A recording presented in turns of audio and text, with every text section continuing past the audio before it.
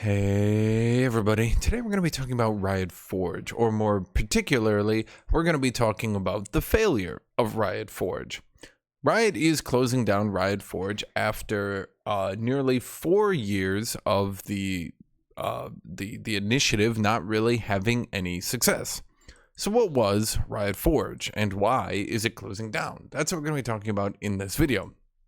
So, I said that like a video essay, like I'm in 3rd grade. In this essay, Okay, so Riot Forge was an initiative by Riot Games to make games within the setting of Runeterra. League of Legends, the video game, takes place within the world of Runeterra. So what Riot Games did, that was the overall developer, they decided they would publish, aka give money to other developers to develop games within Runeterra. Then these games would flesh out the world of Runeterra and interest people in their story, their lore, etc. They had Convergence with Echo. They had Song of Nunu with Nunu. That one might surprise you. They had the Mage Seeker with Silas. They had Ruined King with a bunch of different people. They had Hextech Mayhem with Ziggs and Heimerdinger, and these games would come out and they would interest people in the larger world, and Riot would use its name branding to push them, and in doing so they would make League of Legends more popular and they would make their brand stronger.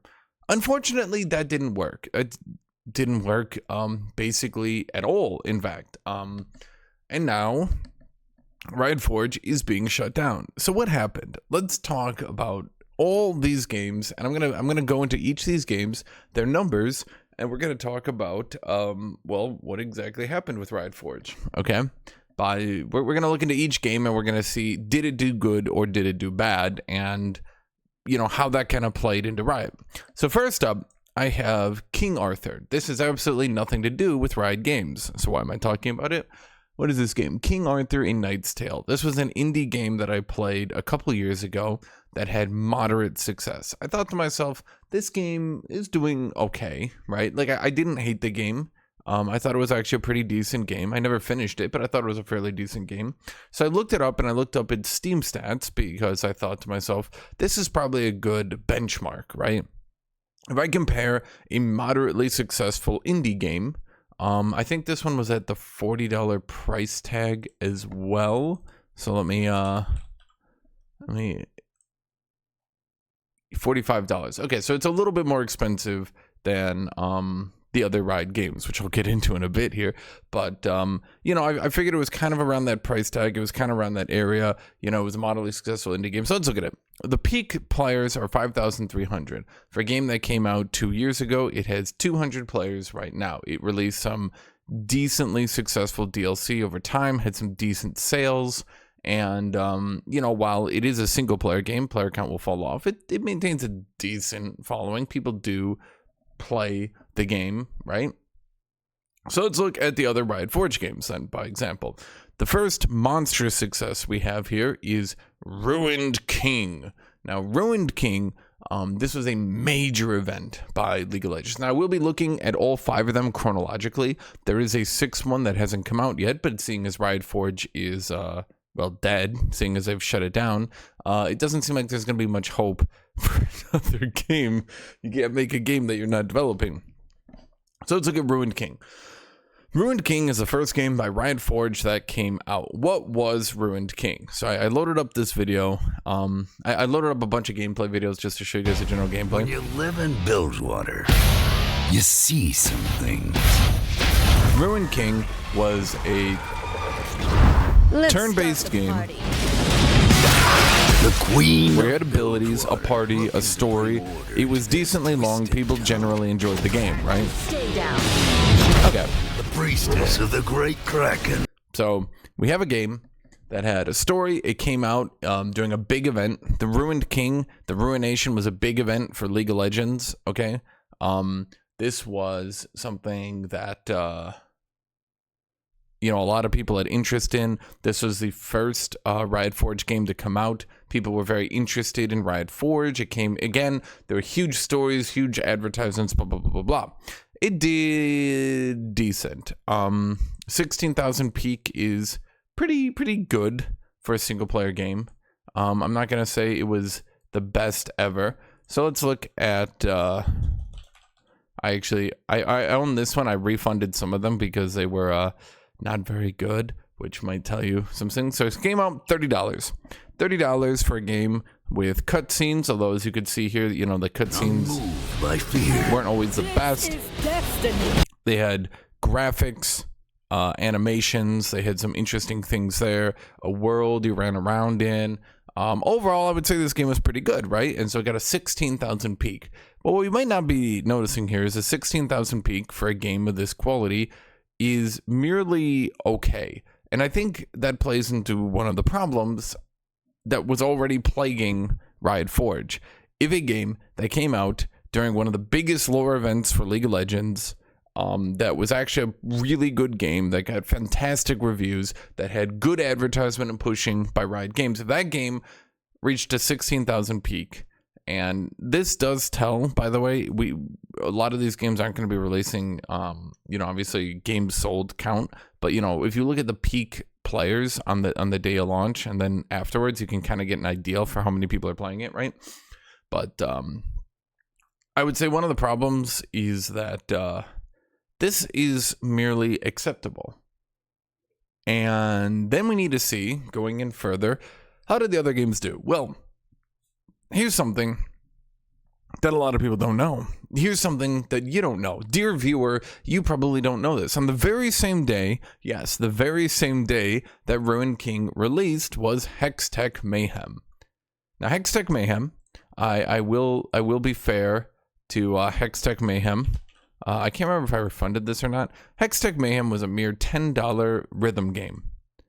It was not very good. It was a rhythm game within the League of Legends universe, but it was merely $10. It was... I did actually play this one. I played most of these Forge games. This one I put like 20 minutes into because I was just like, this is just not very fun and I don't enjoy it. Well, once again, we have a problem here. Despite the big brand name of League of Legends, despite the big brand name of Runeterra, despite Riot once again doing an advertisement push for this, we have a 2,600 sorry, a 2,600 peak, which is pretty low. And considering that this came out at the same time as Ruined King, you might say that maybe it got screwed over by Ruined King. But it's pretty clear that within a week of its launch, no one was playing this game anymore.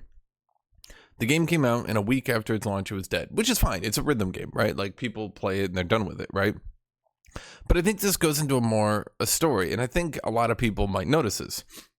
You might notice with this King Arthur game that it did fall off pretty heavily, right? People, the game launched. After it launched, it actually got a little bit more popular the week after because people were like, "Ooh, this game's actually kind of good." And then its numbers obviously dwindled and it released DLC. And the thing is, like, this game has some people playing it still. Whereas when you look at a lot of these other games, there's the big advertisement push of Riot Games, of League of Legends. There's this big advertisement push that gets people to buy the game, and then no one wants to play it afterwards. And yes, I do realize that these are single player games, right? I do understand that. But the problem is, once again, we have another game by Riot that just really did not get much acclaim and really has no lasting impact. In fact, many people probably don't even know this game exists. So now that puts us to the Mage Seeker. The Mage Seeker is once again another game pushed by Riot. There's another game that was pushed by Riot that made up a 6,280 peak. I actually refunded this game. I started playing it and I refunded it because it was so bad. In my opinion, it was so bad. I actually thought, oh my god, this is annoying gameplay. It's tired. It has way too much non-action periods. It just wasn't made very good. And I think you can see that based on these player counts, that the second it lost the advertisement push from Riot, no one loads this game back up to play it anymore. Whereas, like, again, and I want to, like, iterate here. I want to show you guys here. Even on these less popular indie games, right? People will still load these games back up and play them every so often. I'm not saying they need to maintain 1,000 players, right? But, like, this does tell a story. They do get supported. They do get DLC. They do get sales, right? There is word of mouth. People will load these games back up every so often and play them, right? But then, like, when you look at these other games, there's basically this huge advertisement push from Riot, and then no one wants to play it after it releases. So how much was Mage Seeker? I wanna ask you guys this one. How much do you guys think this game was? In fact, let me show you the game before I get your opinion. Let me show you this game. And you can give me your opinion. How much do you think this costs? How much do you think this game cost, right? So we've gone from the nice animation of the Ruined King. Ruined King, I think, was actually a legitimately good game, mind you. Hextech Mayhem was at least $10, right? So in this game, how much do you think this game costs?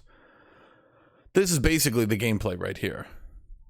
And this isn't even the gameplay because that was a boss fight. The gameplay is more like this, I would say. It's more just traveling around and doing stuff. It was not, in my opinion, a very good game. So how much did this game come out to? How much did this game come out to? $30. That's right, $30. $30. Well, shockingly, at $30 for a game that really didn't seem to be that good or that appealing, no one wants to play it, and after the Riot advertising push, it dies out. Okay, let's go to the next game. Now, I never even played this game because, me personally, I gave up on Riot Forge. I think a lot of people kind of felt the same way, right? After Hextech Mayhem let me down, after the Mage Seeker seriously let me down, then I moved on, and I just did not care about Riot games anymore. So introducing Convergence, a game that peaked at 1,000... a game that peaked at 1,100. Now, I will admit, compared to Hextech Mayhem, compared to Mage Seeker, Convergence does seem to at least have, like, a, you know, comparatively, it's got more people playing it right now, which is crazy to me. So what was Convergence? Let's look at what Convergence was, okay? So this was a 2D platformer game with kind of, I've looked into it a little bit. I've just not personally played it, okay? So, you know, sorry, I'm not giving you a first-hand experience here. It was a very short game, from what I understand. From the gameplay videos that I saw, this game was beatable in like 4 to 5 hours. And that's even by people that didn't really know what they were doing. So it had League of Legends characters, right? But the animations were stiff. The cutscenes were stiff. Overall, you know, we can see here it's just a 2D platformer with some fighting mechanics, right? So this game once again struggled. But here's a question for you: how much do you think this game cost? Oh, $18. That's not bad. Actually, it's on sale. It was $30. That's right. This game was sold for $30 originally. $30. This $30. Now, I'm not saying that the Riot branding is bad, right? But I'm saying, should the Riot branding really be able to push games like this that much higher? I mean, just to ask a question here. Here we have Dead Cells, which right now is $25. So, right? I'm just saying. So once again, my argument here, I'm saying this once again, we have another game that even despite Riot's branding, even despite Riot's push, no one really cared about it. And it didn't do good. And no one really wanted to play it. This brings us to Songs of Nunu. This is the last Riot Forge game released, which once again got an advertisement push, which once again got an advertisement push, which once again got people to try the game. And I had people asking me, are you going to play Songs of Nunu? Oh, you play League. Are you going to play this game? And a 1,525 peak. I remind you, in an indie game which literally had more people playing it a week after launch because word of mouth spread, and it, people actually thought, oh, this game's kind of good. And I'm not saying King Arthur Knight's Tale is a perfect game by any stretch of the imagination. I just thought it was a neat game, a playable game that I thought was comparable to these other games. Okay, I thought it was a moderately successful, decently made product that was comparable, right? And I'm just saying, compared to a game like that with no large advertisement push, with no backing behind it or anything like that, we look at Song of Nunu. And despite everything, it bombed. Now, I will say, compared to things like Convergence or Mage Seeker, Song of Nunu does seem to have retained more people. More people do seem to have enjoyed over time playing this game. So maybe, but on the other hand, you also need to consider that it came out only a couple months ago. It came out only a couple months ago, right? So, So let's look at the gameplay of Song of Nunu. And I decided I had to go look up a gameplay video. So this is a full gameplay walkthrough, by the way, 5 hours. Full gameplay walkthrough, 5 hours. What was the gameplay of Song of Nunu? Well, we are seeing the gameplay of Song of Nunu. And I guess the question is, and this is going more into the point of what I'm trying to ask with a lot of people, right? Does this seem like a game that you would play? Does it seem like a game that you would play if it was not a League of Legends game? If there was no League of Legends branding on this game, would you play this? If Riot Games wasn't pushing this, would you play this?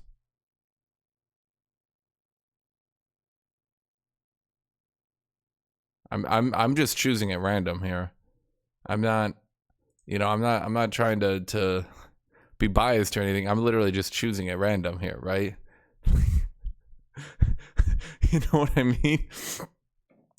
And how much do you think this game cost? Once again, how much do you think this game cost? You can already probably guess, can't you? You can already probably guess. Yes, that's right. $30. Now, what I did find interesting about these games is the reviews for them tended to be extremely good. Song of Nunu maintaining 96% reviews, 95% positive reviews over time, making this an extraordinarily highly reviewed game. Even more so than games like Convergence and Mage Seeker, which seem to also get a push by being a Riot game, right? So was Song of Nunu a really good game? And I guess here's a question for you. And this is starting to be an actual question that I started to ask myself as I was reading through this. Was such a highly reviewed game that did seem to, at the very least, have, some sort of exploration, decent gameplay, stuff like that, right? Like a character and stuff. Although it is 5 hours, for an exploration game that lasts 5 hours is a bit sussy-wussy, I won't lie to you, right? Do you think a game like this actually got hurt by having the League of Legends branding on it at this point? Serious question. Do you actually think that this game got hurt by having the League of Legends branding on it? And this goes back into they sunsetted Riot Forge. Why? Well, none of their games really did anything. Ruined King, which in my opinion was actually a fairly decent game, Ruined King seemed to be the only game that really did that well. And I think more to the point, one of the problems that a lot of people had with all these games is a lot of these games just seem to be, what if a different game, but with a League of Legends coat of paint, right? Ruined King was just taken from other games, right? Hextech Mayhem was taken from other games. Mage Seeker was taken from other games. Convergence was taken from other games. Song of Nunu was taken from other games. None of these games came out with a unique gameplay. None of these games came out with like their own, let's say, personal indie advancement. I guess I'm going to try to phrase it like that, right? All these games, were just other games, but with a League of Legends coat of paint. And as I just showed you all through here, they were all pretty pricey games. Even Hextech Mayhem, for being like a 3-hour rhythm game, should have been like $5. Like, I'm sorry. Like, Ruined King seemed to be the only game appropriately priced at $30. And it did do the best. But after that, all the other games were short. Convergence was like 4 to 5 hours. Song of Nunu was like 4 to 5 hours. Mage Seeker was just not a fun game to play, right? So they were short, but they were still coming out for $30. $30 for a 5-hour game is, oh boy, unless this is like movie level experience, unless this is like psychologically changing my view on reality, I don't believe that these games should be $30 for 5 hours. And yet they were. I want to say one last problem I do have with Riot Forge. And as I'm wrapping up the video, let me actually put a problem here due to Ruined King. One problem I had with Riot Forge is if I played a Riot Forge game and then I went back to League of Legends, it was very obvious that many of the champions within the Riot Forge game were totally different within League of Legends, because they would change some of their personality or they would change some of their traits to try to make them more relatable. And this happened all the time. To give you an example, Misfortune in League of Legends is Big Boob Pirate Girl. Before you think I'm being insulting or sexist, that's actually what she is. She is literally just Big Boob Pirate Girl. She's literally just a sex joke. That's it. Like, I'm not exaggerating by any stretch of the imagination. She is Big Boob Pirate Girl. In Ruined King, she's deep. She has a backstory. She has motivations. She has a character. Yes, she still has big boobs, but she's more than that, right? So if I played Ruined King and then I went to play League of Legends, I would get Big Boob Pirate Girl.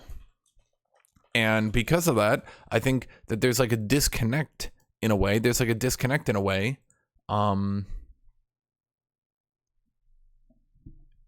Between these games. So here, I'm gonna just because I think people might not here's Misfortune's quotes in League of Legends.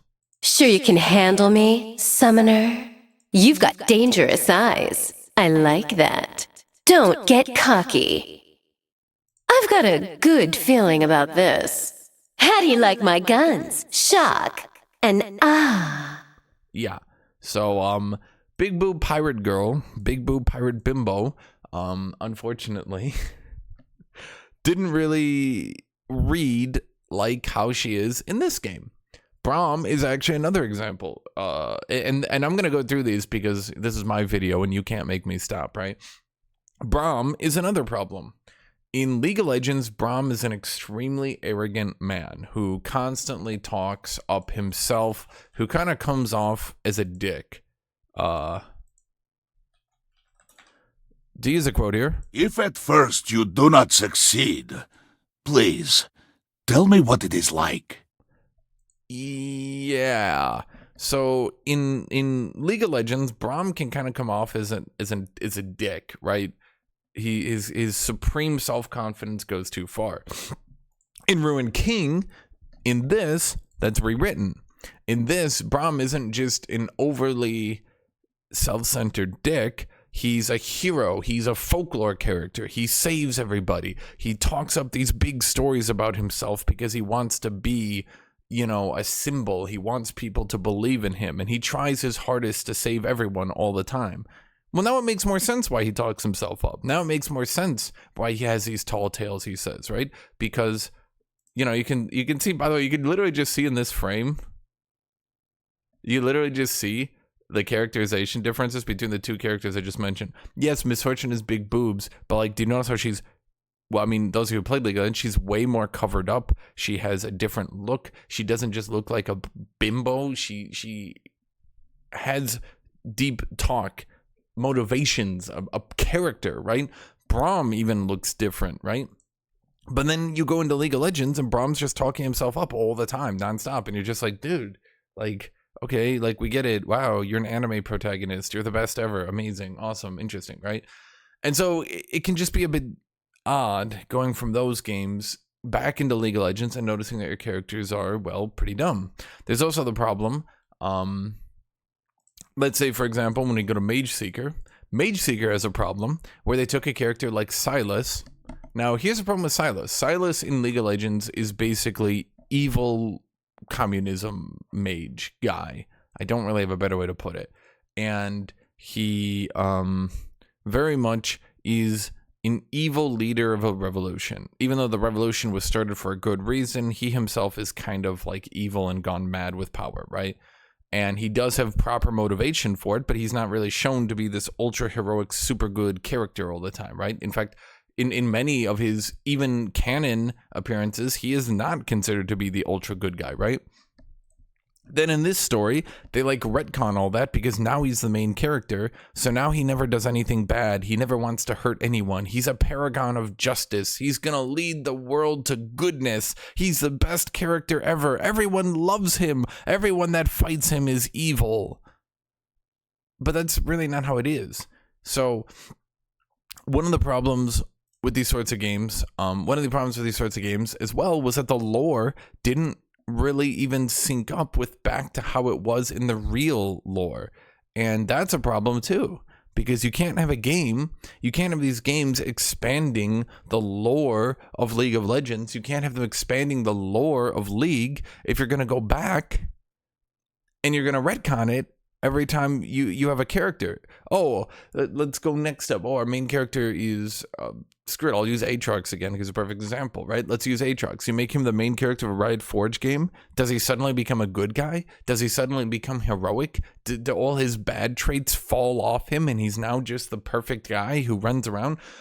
Oh, he was misunderstood this whole time. He's not trying to kill all of reality. He's actually secretly a good guy. That's yeah, that's how it feels. So let's play some quotes. Let's play some quotes from Silas, right? From the rubble, true order will be born. Swine and sheep, that's all they are. Conflict brings truth. Eventually. Those who wait to be freed do not deserve freedom. Onwards, brothers and sisters! Yeah. So, who wants to kill the king? Yeah, I'm just saying, as a last thought here, it is very weird to me that this happened. And I guess that's how I'm going to finish this. Why did Riot Forge failed? Why did it fail? Let's talk through this. In fact, let me take good old notepad because I like to write this down. Why did Riot Forge fail? Okay. Games weren't successful. That's probably the most basic reason right there. Games weren't successful. Games had no lasting impact. Because again, most of these games just took from other games and no one really even plays them anymore, right? Give it a year and Riot Forge will be completely forgotten, sorry to say. Characters constantly retconned. Now, obviously, sometimes characters got remade in a way. Like with Braum, like with Misfortune, characters, they did use their new characterization. That's actually the lore way they're now used, right? But the problem is that you go back into League of Legends where they haven't been updated and now their characters are just totally out of date. So even when they did use the new character, even when they used the retconned version of their story, even in that situation, they wouldn't go back and update it in League of Legends.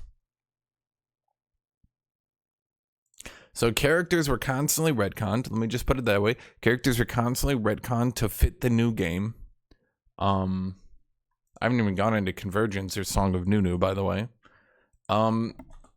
People don't really care about League of Legends. And I think that's the final nail in the coffin. And that's kind of the culmination of everything I just said here. People just don't really care about League of Legends. They just don't. I don't know a better way to put it.